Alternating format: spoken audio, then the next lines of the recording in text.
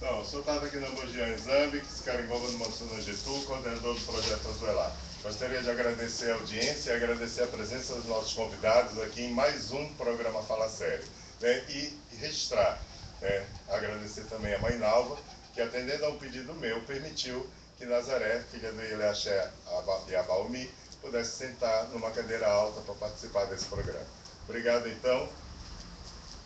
Boa tarde. Hoje o programa Fala Sério, Juventude de Terreiro ao Combate ao Racismo, vem com o assunto genocídio da juventude negra. Hoje, com os nossos convidados, é um prazer enorme estar recebendo vocês, o meu amigo Oniloté, vindo do Maranhão, a minha amiga Nazaré Cruz, o meu amigo Harrison e a minha amiga Maria Carolina, a mais nova sacerdote, Indê Luzilê.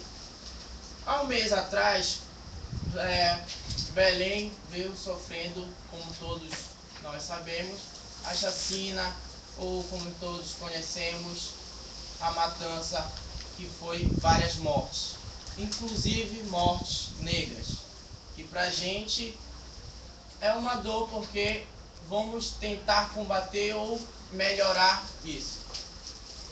E também eu quero que cada um dos nossos convidados se apresente, começando por você, Oniloté.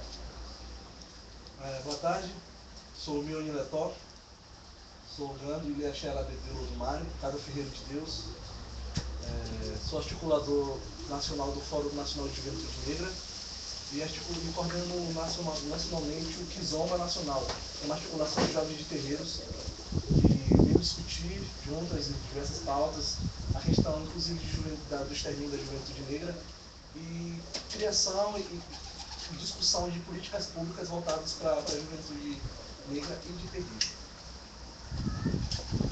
Boa tarde a todas e todos. Eu sou Nazaré Cruz, eu sou da Casa de Moinalva do Chum, da CIONI, faço parte da CONEM, que é a Coordenação Nacional de Entidades Negras, e recentemente estava atuando como articuladora do Plano Juventude Viva, ajudei a construir o Fórum Nacional de Juventude Negra, entre outras militâncias também.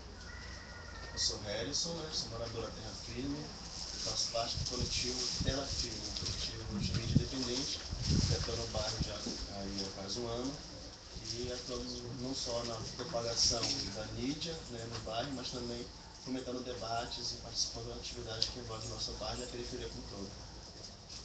Eu sou a Clotilde Lucilê, filha da Casa de Terreiro de Mansuna Getú. E a gente vai fazer a roda de conversa justamente para somar com. Bom, para começar a roda de conversa, hoje eu vou começar com a minha amiga Nazaré, para a gente abrir essa roda de conversa. Nazaré, eu quero que você possa me falar a sua análise desse fato, dessas mortes. Quero saber a sua análise de tudo. Bom, eu trouxe aqui duas publicações que eu quero entregar aqui para o Mansu, né, que é o Mapa da Violência. E aqui pelo Mapa da Violência, que eu entrego para você, a gente percebe, aliás, assim, essa questão dos assassinatos, da morte de jovens negros, ela não é de hoje, né? Infelizmente não é uma novidade, infelizmente o que ocorreu há um mês atrás com a chacina que a gente chama da Terra Firme Iguamá não foi uma exceção, quem dera nós que fosse, mas não foi uma exceção. Há mais de 30 anos que o movimento social negro brasileiro vem denunciando sistematicamente a morte de jovens negros no Brasil, vem denunciando que essa população, a população negra, vem sofrendo um genocídio sistemático. E aí a gente tem vários estados no ranking da violência. Pelo Mapa da Violência, você vai perceber, por exemplo, que o Pará, ele é o 4º estado nesse ranking, um dos 4 estados que mais mata jovens negros. Das cidades brasileiras, Nanindeu é uma das cidades que mais mata jovens negros. Então, para nós, do movimento negro, não é nenhuma novidade que aconteceu. Porém, não é um fato que a gente possa naturalizar. Não podemos naturalizar e achar normal que jovens, na sua fase mais produtiva, de 15 a 29 anos, sejam assassinados, tenham suas vidas ceifadas. E o genocídio da juventude negra, ele ainda é uma das faces mais perversas do racismo, né? Esse jovem que é assassinado, ele tem cor, ele tem raça, ele tem sexo, é esse jovem negro. Então, isso acontece porque no Brasil, sistematicamente, a gente vive um processo de racismo. E o racismo no Brasil é um racismo que mata, e mata diariamente.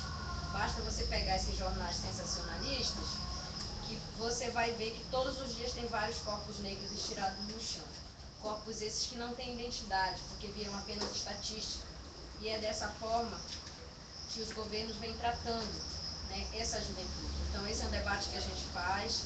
O que aconteceu, essa limpeza étnica que aconteceu há um mês atrás na Terra Firme, e aí a Terra Firme, Guamá e outros bairros, quando a gente pega o número, quando a gente dialoga, quando a gente vê o perfil dessas vítimas, a gente vai ver que, coincidentemente, elas eram todas negras. Isso não é uma coincidência, né? O Estado mata, a violência sabe a quem matar, e ela mata esse jovem negro. E isso se dá muito por conta da ausência de uma política pública eficaz. Essa população, ela é abandonada, né? Ela é deixada na periferia, na favela, seja em que lugar for, na ausência de qualquer política pública. E a bala, ela é apenas o último suspiro dessa juventude, porque essa juventude sofre um processo de genocídio sistemático na falta de educação, de uma educação de qualidade, na falta de acesso a uma boa educação, a uma saúde de qualidade, a saneamento público. Quer dizer, falta uma série de coisas que levam a essa juventude, e a gente costuma dizer que a bala é o último suspiro, né? Essa juventude, na verdade, já está praticamente morta quando, muitas das vezes, pela própria mão do Estado, essa bala, esse gatilho é apertado. Então, a gente vem, ao longo desses anos, fazendo essa denúncia. Há uns 4 anos atrás, a gente conseguiu que esse tema entrasse na agenda pública do governo, do Estado, que essa denúncia, que o governo reconhecesse que pratica um genocídio, que reconhecesse que essa juventude que morre é a juventude negra, tanto que esses dados que nós trabalhamos do mapa da violência, os dados que nós trabalhamos no projeto Juventude Viva, eles são dados oficiais do governo.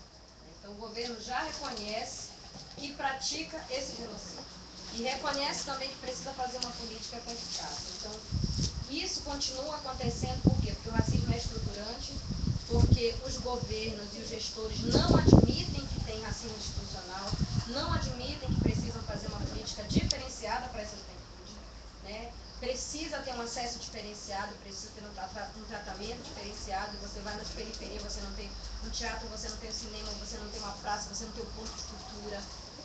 E a periferia produz uma série de coisas, né? Eu também moro no Terra Firme, trabalho no Terra Firme, os meninos do Tela Preta produzem. Tem gente que faz teatro, tem gente que faz um monte de coisa na periferia e não tem aonde nem sequer expor, né? E você não tem nenhuma parceria com o Estado. Você, às vezes, até assume o papel que é do Estado para executar na periferia. E a ausência do Estado, ela é total. Quando ela aparece, é para nos matar. É dessa forma, né? É apertando o gatilho. Então, a minha análise é que falta um compromisso eficaz e que, assim, não dá para combater a violência se não entender que o racismo é estruturante. O problema do Brasil, ele não é um problema só de classe, ele é um problema de raça. A juventude negra, ela é assassinada na Terra Firme, mas ela também é assassinada no bairro de Nazaré e ela também é assassinada no bairro do Marizal. Então, o problema não é só de classe, o problema é de cor. O problema no Brasil, ele é racial. Ou a gente para discutir e compreender que o racismo ele é estruturante, ele mata, ou a gente vai continuar com políticas paliativas que não resolvem, que não param a matança, que o gatilho continua sendo apertado. Obrigado. Redson, eu como não moro lá pelo centro, eu queria que você me dissesse como foi a reação das pessoas que moram lá e a motivação, assim, ou o medo das pessoas no bairro da Terra Firme, do Guamá, e como foi para reverter o caso, entendeu? Porque até agora a gente, foi só um mês atrás, mas parece que já sumiu, ninguém se fala mais, foi tudo arquivado. Quero saber a sua opinião, como ficou lá? Para iniciar, queria contar um pouquinho o que aconteceu no dia 4, né? Estava indo para casa, depois de um dia longo de serviço, e em São Brás, né, pegando para a condição alternativa, pegando uma van para ir para casa, né, e já dentro da van já começou aquela coisa, né, já estava totalmente por fora do que estava acontecendo, né? Dentro da van começou, parece que mataram 7, falaram, né? Fiquei, como assim, né? Aí Aí depois, não, foi o pet que mataram, tudo mais. Ou seja, as informações estavam acontecendo ainda, né? Foi antes de começar as mortes de fato. E a gente já foi naquele clima mesmo de medo dentro da van, né? Porque estava acontecendo alguma coisa na terra firme. E chegando na rua principal, que é a Celso Montiel, logo de encontro, nós nos deparamos, né? Dentro da van, nos deparamos de encontro com um grupo de pessoas em motos, de homens em motos. A gente ficou meio assustado assim dentro da van, o que está acontecendo? Agora a gente sabe o que aconteceu, mas na hora a gente não sabia o que estava acontecendo. Né? E um pouco mais à frente, na São Domingos, a gente se encontra lá com um movimento de gente na praça, que ninguém queria entrar para São Domingos direto, do outro lado da terra firme, né? Ninguém queria entrar em mototáxi nem nada. E chegando mais à frente de São Domingos, a gente vê um movimento de gente em cima de um aglomerado. E a van para de imediato e todo mundo vem em cima da gente, assim, tem lá alguns conhecidos de motoristas da van, diz, não entra para aí que tá difícil, nós só mataram o Bruno agora há pouco aqui na frente. A gente, pô, como assim, que Bruno é esse? Como foi isso, né? Não, ele estava com a namorada dele, chegou um grupo de moto, mandou a namorada se afastar e atirar. Não perguntaram, não fizeram nada, apenas mandaram se afastar e atirar. Aí a gente teve que seguir o motorista da van, ser maioria de mulheres dentro da van, que vieram ter serviço também, né? Acho que eu mais um outro que eram homens, mas mais de mulher. Ele se comoveu com o apelo delas e seguiu em diante a viagem, né? E passando ali onde estava o corpo do Bruno, exposto para quem quisesse ver. As pessoas não ficavam ali paradas, olhavam e iam embora, né? Não ficavam paradas, olhavam e iam embora. Aí mais à frente, mais um movimento de gente, né? Que estava ali entrando para o aglomeramento, que é o meu caminho de casa, inclusive, um outro corpo. Não entre para aí, não entre para aí, para o fim da linha da van, tinha que descer para ir para casa. Não entre para aí, que já mataram mais um aqui na rua. Aí esse, o pessoal que estava no aglomeramento não sabia que eu tinha matado mais outro anterior, que era o Bruno. Aí a gente teve que entrar em Lagoa Pimenta e estava lá o corpo do Jefferson. E a mesma coisa, eles olhavam rápido e saíam correndo. Normalmente, acontece uma morte de periferia, foi tudo em cima, foi aquele movimento lá em cima. Lá não, vocês olhavam e saíam correndo porque qualquer movimento era arriscado eles voltarem, né? O medo era muito grande. E sendo bem sincero, eu estava com muito medo. Eu não sabia se eu ia chegar em casa, porque no caminho de casa eu encontro com 2 mortos, 2 executados. Né? E até hoje, né, a gente às vezes não tem como não esquecer a cena daquelas pessoas ali executadas. Né? Tem que ser aquele rosto que a gente vê uma pessoa morta na nossa frente. Né? Então, quando eu cheguei em casa, a família, todo mundo apavorado de medo, porque meu telefone descarregou, não tinha como falar comigo. Né? Pela terra firme estava todo mundo recluso, todo mundo dentro das suas casas, apavorados. Né? E foi assim, foi muito difícil. Um dia foi uma noite trágica. E os fogos, enquanto esse barulho de fogos também, né? Confundido com tiros. E aquela coisa das redes sociais, né? Que tá divulgando, falando. Então, quando chegou a notícia de cara, são 100 mortos e tudo mais, eu não me surpreendi, não duvidei. Porque se no caminho de casa, aquele pouco caminho de casa, eu me deparei com 2 corpos, né? Por que eu ia duvidar que fosse mais, que fosse 100 ou sei lá quantos mortos? Então foi muito difícil, está sendo muito difícil ainda, porque a gente ainda não está vivendo uma paz, uma tranquilidade. Não existe isso ainda, infelizmente. As crianças, principalmente. Né? As crianças somatizam muito mais isso. Tenho 2 filhos, né? Em casa tem 3 crianças. O meu filho de 9 anos e a minha sobrinha de 11. O outro ainda é bebê e não tem muita circunstância, graças a Deus. Mas as crianças maiores são muito apavoradas. Até porque a vizinhança comenta isso, a televisão mostra isso, né? E foi uma noite de terror. Imagina, eu não estar em casa, toda essa coisa acontecendo e meu filho, minha sobrinha apavorada, sabendo que eu estava no meio de mortos também. Né? Então, as crianças do bairro sofrem muito com isso. Né? Todo mundo sofre, mas as crianças somatizam muito mais, a preocupação muito grande que a gente tem com as crianças. Né? Então, a gente não vive essa tranquilidade. Nós nunca vivemos tranquilidade na terra firme, fica bem claro isso. Né? Porque a gente sempre está se ameaçado de qualquer forma. Né? Então, agora a Nazaré colocou em relação à luz do Estado, isso é uma constante, isso é um fato que infelizmente acontece na terra firme, nas periferias de Belém, talvez no Brasil inteiro, né? Mas na terra firme a gente tem a ausência do Estado total, né? E quando o Estado se faz presente através do seu braço armado, né? Através da repressão. Então a gente cansa de ver pais de família sendo esculachados pela polícia dentro da terra firme. Eu mesmo já fui várias vezes revistado, etc. Uma vez que quando eu namorava, né, porque hoje a minha esposa está indo de bicicleta com ela, eu fui arrastado pela rua da minha casa por um policial armado, né, que saiu me arrastando ali.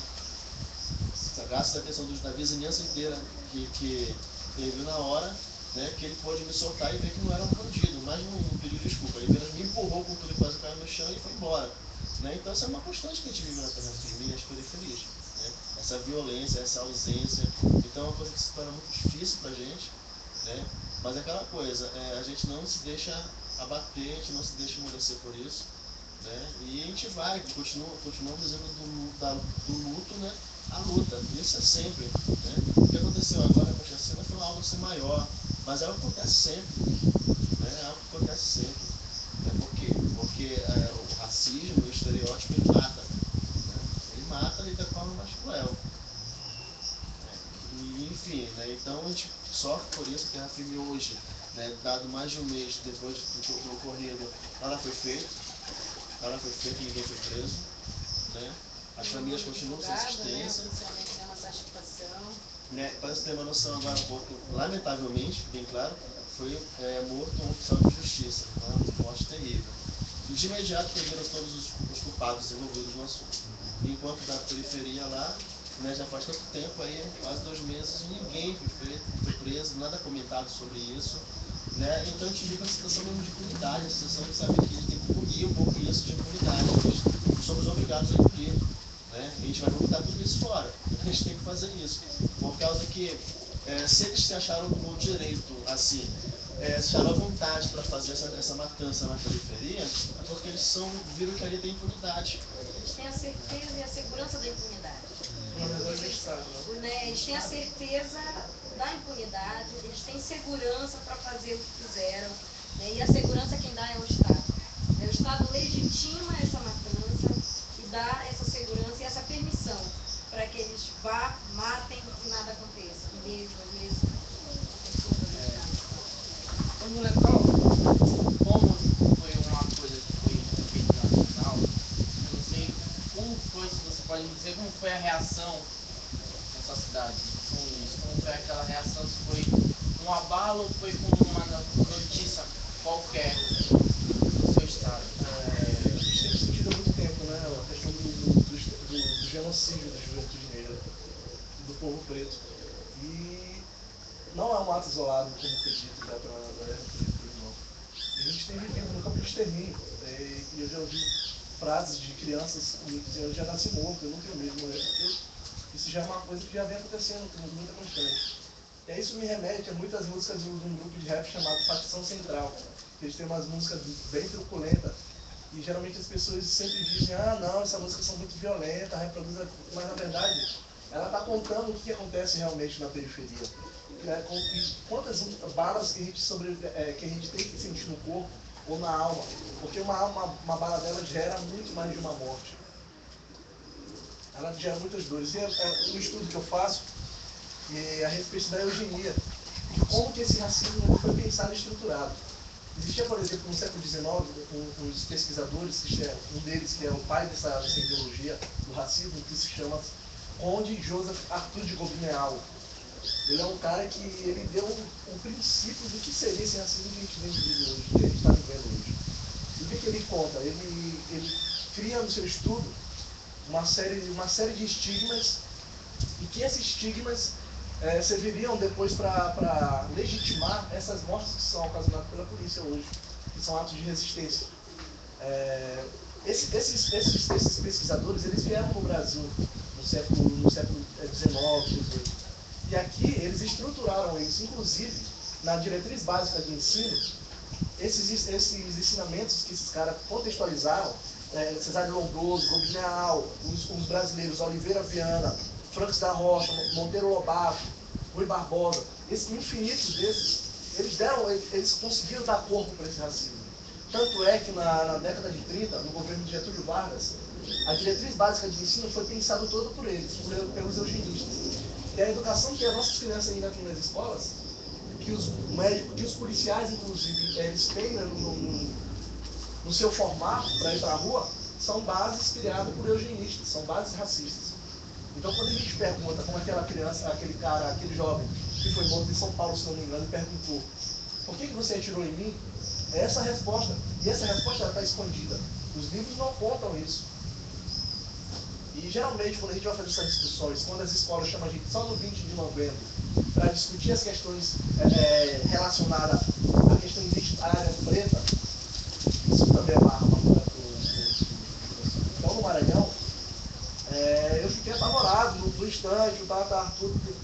divulgou informações na rede, eu comecei a acompanhar, comecei a divulgar isso também. E ele gera uma coisa muito doida, de como que essa parte deu assim. Por exemplo, quando a gente vai discutir isso, meus pais ficam nervosos quando eu estou discutindo isso em qualquer parte do Brasil. Ela fica nervosa porque eu estou cutucando coisas que o Estado legitima mãos para que isso não aconteça. Então, o que está acontecendo pode ser claramente denominado como ato de execução sumária. Isso está acontecendo uma limpeza étnica. E esses caras criaram isso. Isso está na educação. Então, é por isso que a gente precisa discutir lei de 10.639 a fundo para saber o que essa lei quer, o que essa lei está nos propondo, o que é ato de resistência, a PL 4471, que está sendo empurrada na barriga no Congresso, e a gente tem um Congresso em 2015 cada vez mais tendencioso a fortalecer essas discussões racistas, brancas, homofóbicas. Isso é perigoso para a gente. É perigoso porque a gente tem que discutir isso a fundo e tem uma polícia que está fazendo uma limpeza nos impedindo de discutir isso. Então, de que forma que a gente vai fazer discussão? Em que vai legitimar essa nossa discussão? O Estado ele reconhece que ele é genocida? O Estado brasileiro não reconhece isso. Ele não tem discutido a fundo essas questões. Por exemplo, a gente vê o Juventude Viva é um marco. Mas ele não está nos favorecido por completo. Ele precisa ser melhorado. Por exemplo, lá ele não discute juventude de terreiro. Então, como é que a gente vai discutir essa ampliação? A gente precisa estar ligado nisso. Porque não é só a bala, como a Nazaré falou.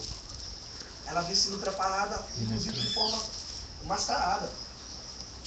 Quem que sabe que existiu uma pesquisa, um estudo eugenista? As escolas estão sabendo disso, as crianças pretas estão sabendo que elas estão estudando coisas criadas por brancos que pregavam o extermínio dessa raça. Então, o que eu senti no Maranhão, em relação às mortes, que é a ponta de um iceberg, se a gente for destrinchar, tem muito mais, inclusive na canetada. Então, essas mortes, elas são simbólicas e materiais, né? Quantos jovens não estão sendo acordados por tabaco na cara, como eu fui pela polícia? Quantos olha a polícia e nunca fez nada errado, mas se treme todo?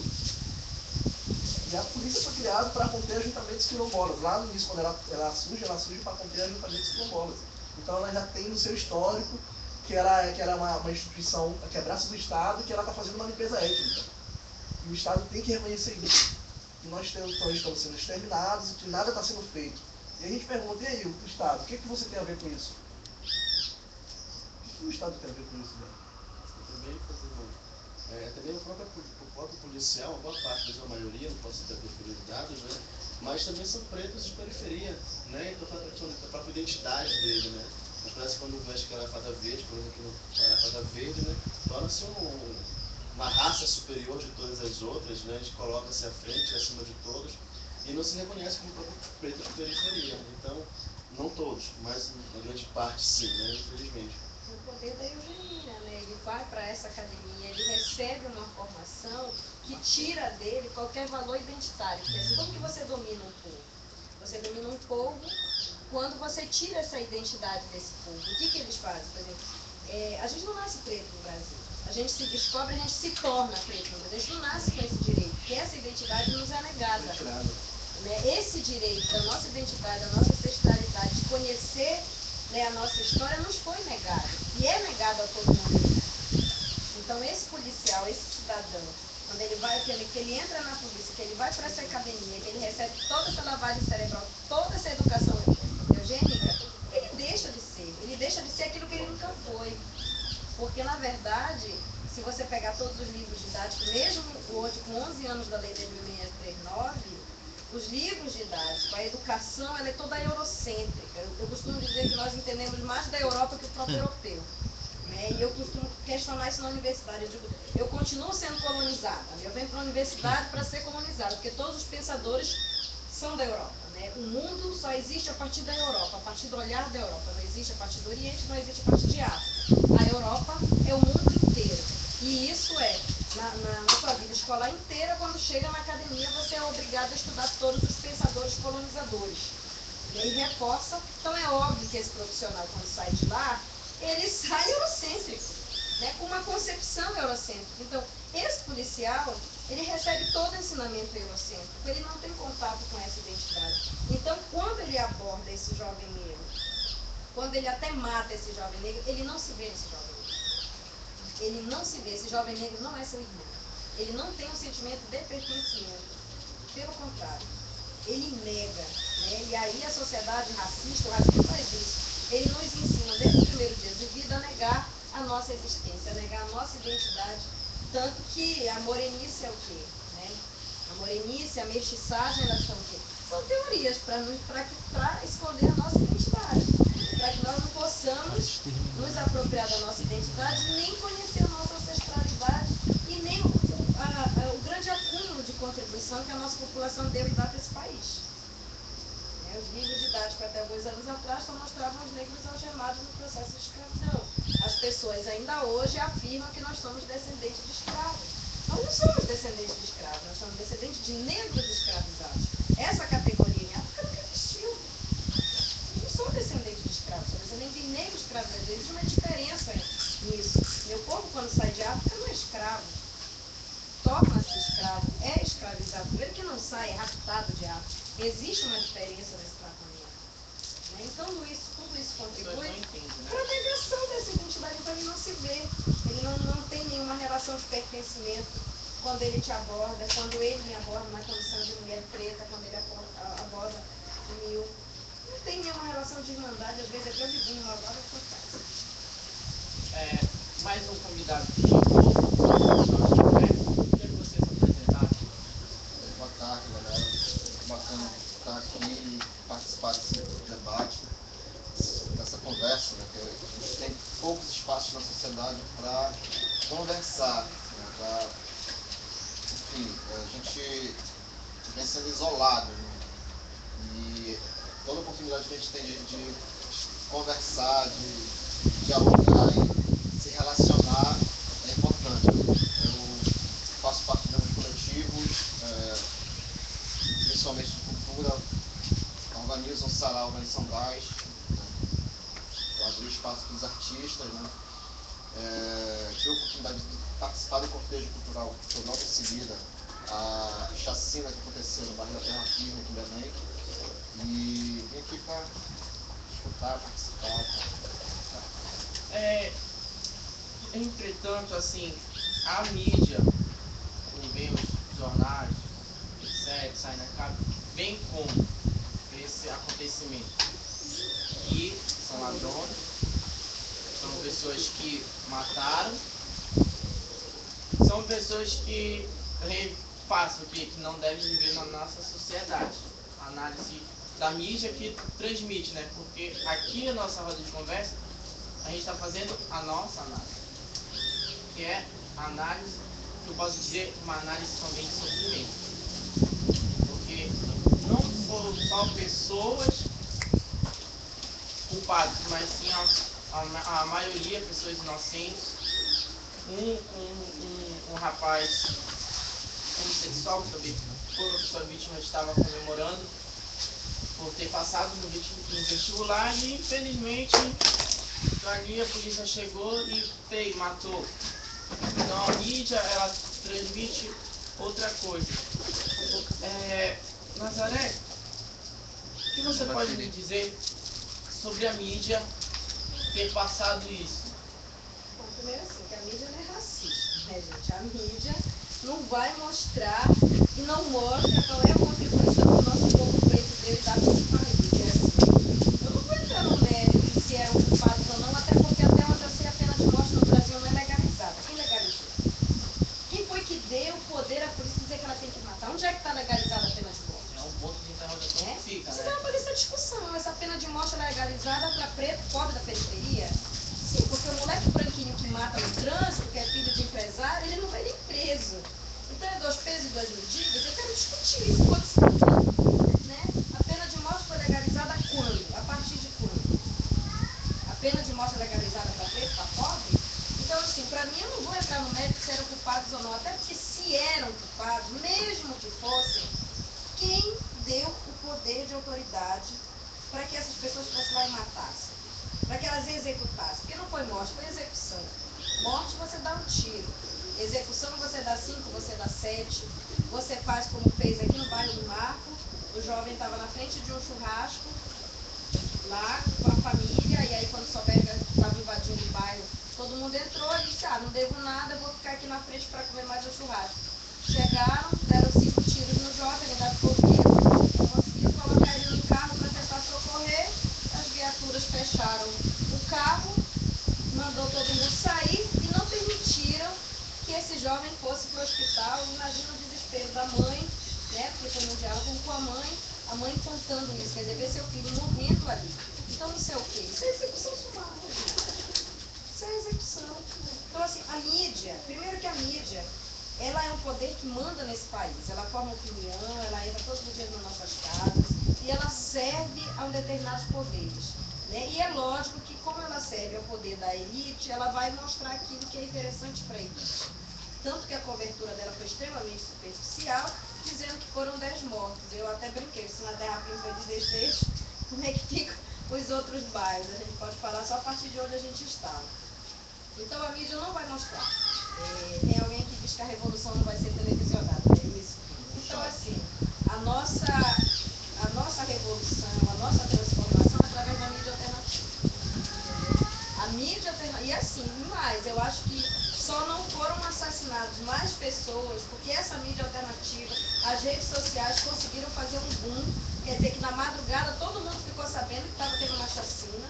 Eu não estava entendendo, eu estava em Salvador, então eu fiquei sabendo de madrugada, de manhã já todo mundo, o Brasil inteiro já sabia, porque se fosse esperar as notícias oficiais da mídia, a matança teria continuado, entendeu? E por conta disso, eu sei que veio uma equipe de Brasília para acompanhar, tanto que o site oficial, a página oficial do Facebook que convocava para a matança, a página oficial da Rotan, só saiu do ar depois que o ouvidor nacional da Secretaria de Direitos Humanos veio reunir com o secretário de Segurança Pública e exigir que saísse do ar aquela página.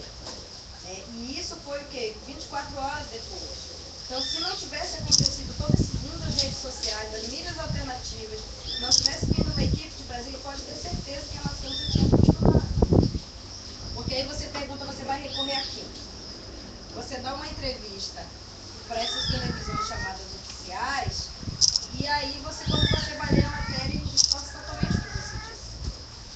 Então, eles não fazem esse debate. Eles estão ali a serviço, e a culpa não é nem do jornalista, que é um profissional que está cumprindo ali a tarefa de trabalhar. Mas, assim, você acha que a Liberal vai mostrar isso? Você acha que o Diário vai mostrar isso?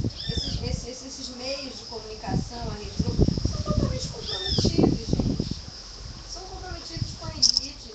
E, assim, essa história da milícia, é uma situação que envolve todos esses sistemas, assim. Então, na verdade, essa situação, né, deixou claro que não existe controle social absolutamente nenhum, né? Se eles decidirem ir para a rua matar, eles vão e matam sem problema nenhum. É o que a gente falou há pouco, eles têm a certeza da impunidade. E assim, sei lá, literalmente um extermínio oficial, fardado, defendido pela justiça, contra o qual a população não tem defesa nenhuma, não tem nada, nem mesmo a revolta, nem mesmo a indignação, porque a gente é doutrinado de tal maneira que nem o nojo, sei lá, a indignação, a gente não tem mais, a sociedade está adormecida a tal ponto que o expressar da raiva fica totalmente congelado, né? O que acontece é que os movimentos, os partidos de esquerda debatem e fazem um enfrentamento no nível político. Eu prefiro chamar de direita, porque eu resumo e coloco todo mundo no guarda-chuva só. A direita faz o debate no nível ideológico muito mais sorrateiro, porque os comerciais constroem a ideologia da direita, as novelas, os filmes, as músicas, os livros, a educação, toda a nossa composição cultural ela conduz as pessoas a pensarem da mesma forma. Então não é uma sabotagem apenas política, é toda a sociedade sendo conduzida de uma maneira. E nesse bolo, os negros vão junto. Por que a gente não tem essa identidade? Porque a gente não se vê na TV, a gente se revolta com o assassinato de uma criança branca e mobiliza o país e é uma comoção nacional. Se dezenas de crianças negras forem assassinadas, ninguém discute, ninguém fala nada, né? No máximo é noticiado. Se uma mulher negra for assassinada e arrastada na rua, ninguém fala nada. Mas se um advogado for assaltado, é notícia nacional. Um dia desse circulou uma notícia de que o advogado, acho que de uma defensoria, não é qual é o estado, soltou um preso negro e o cara assaltou o advogado. Pronto, aquilo ali virou, sabe, um boom na sociedade, um absurdo, né? E aí já é motivo para dizer que tem que aprofundar, endurecer as leis, reduzir a maioridade penal, ampliar a atuação da polícia, né? Então, a marginalização, a criminalização do ser negro, da existência do negro, é construída, é preparada para que no momento necessário eles possam fazer absolutamente tudo. E nenhuma reação vai acontecer porque as pessoas já estão teleguiadas, já estão preparadas para ficar caladas, né? Agora mesmo aqui em Belém está havendo um movimento, né, para impedir os alagamentos na periferia. Uns 10 anos atrás foi concluído um projeto de macrodrenagem que secou e pavimentou os canais e urbanizou mais de 20 bairros aqui nesse meião de Belém, de São Brás até o bairro do Bengui. Todos esses bairros compõem a Bacia do Una. Só que 4 meses depois de concluída a obra, os bairros todos começaram a alagar. E agora a gente descobriu que um dos motivos disso é que um canal que deveria ter sido construído com 200 metros de largura foi construído com 80. Porque, apesar do calado ser menor, construindo com menos largura, iam ter que indenizar menos pessoas, mobilizar menos equipes e tudo mais. Então, agora, como a